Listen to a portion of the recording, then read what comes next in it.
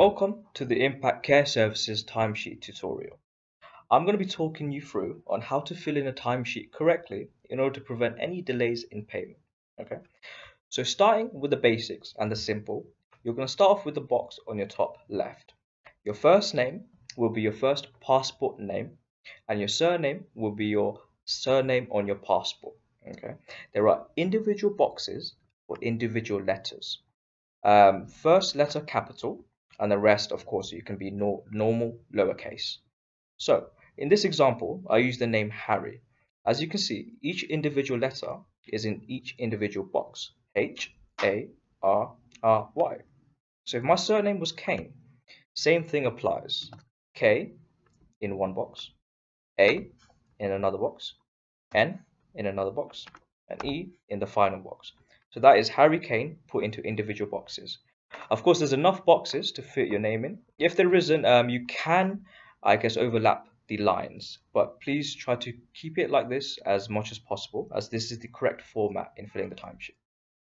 The second section, and probably one of the main sections that people do tend to mess up, is the client trust. The client trust is the current home, hospital, or residential home you are currently doing your shift. For example, my name is Harry Kane, and I am doing a shift at Moorbury Court.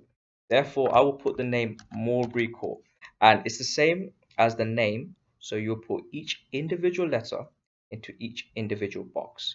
Doing it online, as I'm doing, as you can see, as I type it, it just does it by itself. But if you're doing it on pen and paper, then each individual letter into each individual box.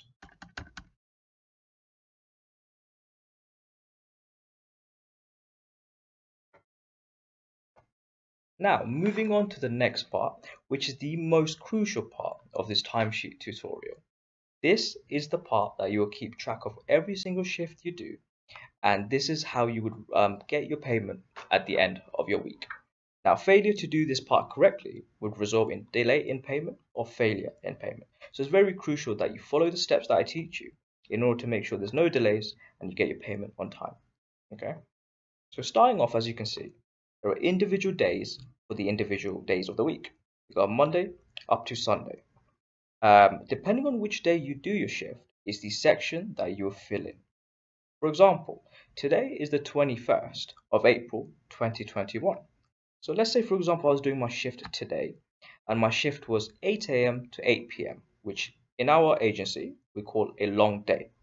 So Wednesday, so then I will put the date, the 21st, 04/2021, because that's the current date, and that date is a Wednesday. Now, as I mentioned, I'm doing an 8 a.m. to 8 p.m. Therefore, my start time will be 8 a.m.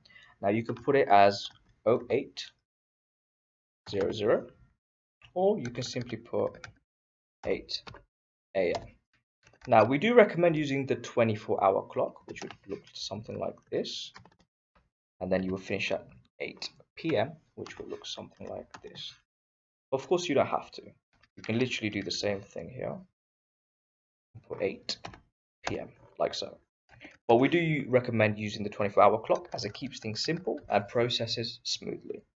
Now, how it starts on these sections is your start and your finish will be 12 hours in the 8 to 8 shift. Now, breaks can vary, but for example, if you are given a 1-hour break, your break will be deducted from your overall total hours. For example, if you're doing 8 a.m. to 8 p.m., that is a 12-hour shift. You took an hour break, so there would be 1 minus the 12, which would result in 11. Therefore, your total hours is 11. Okay.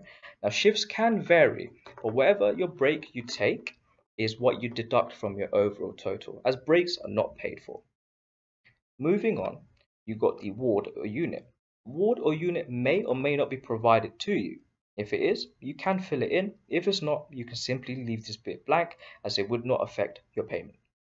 Moving on, booking reference number is another thing which may or may not be given to you. If it is, you can fill it in. If it's not, you can leave it blank, as it does not affect your payment. Now, these bits are very important. Authorizing name is the current person in charge of the place that you are doing your shift. As we said in the intro, we used Moorbury Court as an example. So therefore, it would be a nurse or a manager or a senior healthcare assistant, someone in charge that would fill this bit in. It is very important that you get this signed, as failure to do so would result in failure in payment or delay in payment. Once the authorizing name is done, you also have to ensure that they make the signature, which is again equally as important as the authorizing name. And then the next three boxes are for performance. 1 out of 5, they can rate you on punctuality, dress code, attitude. If they do not fill this in, it does not affect your payment in any way, as long as you have authorizing name and signature both filled in. Now, once this bit is done, you have basically filled in the entire section, and you can hand in that timesheet at this point, and you can get paid for that shift you've done. Okay. Now, once you've done this, to complete the timesheet, you will come down here and you will make sure you put your name. Agency staff name is your name, the current date, your signature, and job title. And you also have to ensure that the agency nurse in charge, senior healthcare assistant, whoever it is. So, for example, we're using Mulberry Court. So let's say a Mulberry Court senior healthcare assistant. She or he would also have to sign this section, date it, and sign this. Okay. So that's basically how it works. So just a quick recap. Date. Today is Wednesday, 21st, 04 April 2021. I'm starting at 8 a.m. Now my break is 1 hour and my finish is 8 p.m. So it looks something like this.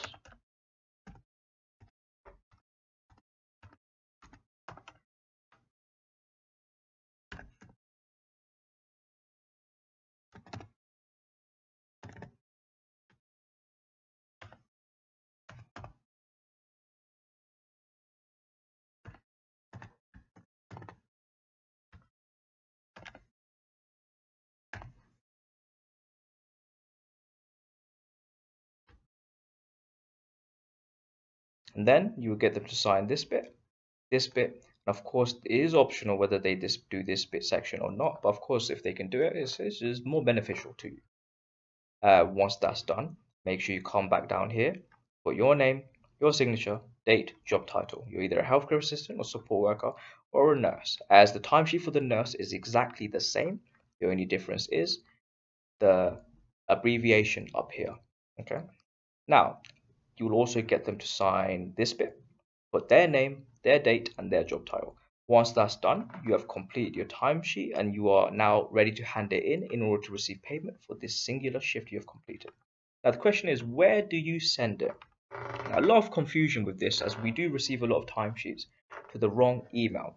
If you look on the top right of your email, you can see here that it does mention an email, ts-luton@impactcareservices.co.uk. What that means is, once your timesheet is completed and you're ready to receive payment, you will email all timesheets, this one, and forwarding emails and all timesheets to this email here, ts-luton@impactcareservices.co.uk. And please ensure it is handed in Monday before 12 p.m. in order to prevent any failure in payment and any delay in payment. Okay.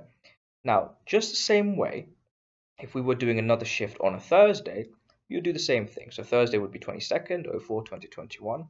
Let's say I'm doing an 8 a.m. to 8 p.m. Again, the same thing, 8 a.m.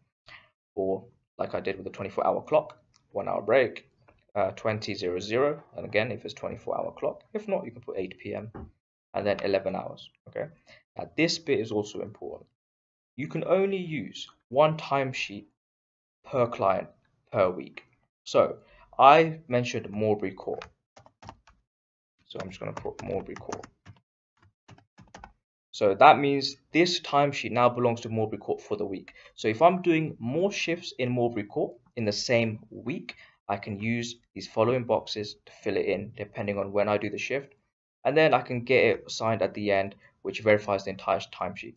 Now, I do not recommend this. I do recommend getting these boxes signed individually as you do a shift, because one day you might become sick or something may happen. Your shift may get cancelled, which again would result in failure and delay in payment if these boxes are not signed. So as you do each shift, get them signed individually, and then your last shift of the week, get this part signed. Now, the second most important part is if you're going to a different client in the same week, you cannot use this timesheet. As you can see, there is only one section for one client, residential home hospital. Therefore, this current timesheet is taken by Morbury Court. I cannot use this for any other client or candidate or home or hospital or anything like that. So it can only be used for Morbury Court. Therefore, if I'm going to a different client within the same week, I will have to use a completely different timesheet. Again, put my name in, put my surname, put the client, hospital, residential home name in, and then the same steps is as follows. Okay, so different week, different timesheet, different client, different timesheet. But if you're using the same client in the same week, as you can see, you can only fit 1 week, and you can use the same timesheet.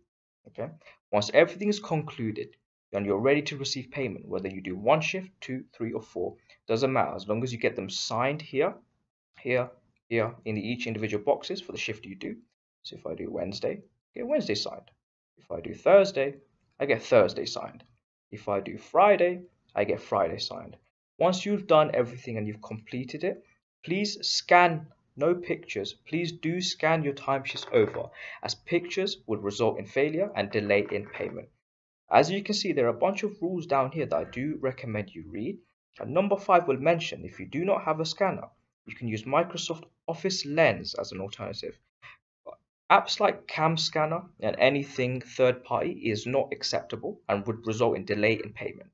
So if you do not have a scanner, please go on the App Store or Google Play Store, download the Microsoft Office Lens, which you can use as an alternative scanner, which would ensure no failure in payment and no delay in payment, as we are completely in acceptance with Microsoft Office Lens. So, name, date, client name, the day that you do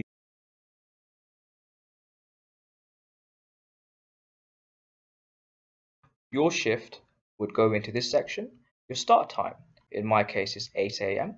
Your break, 1 hour. Finish time, 8 p.m.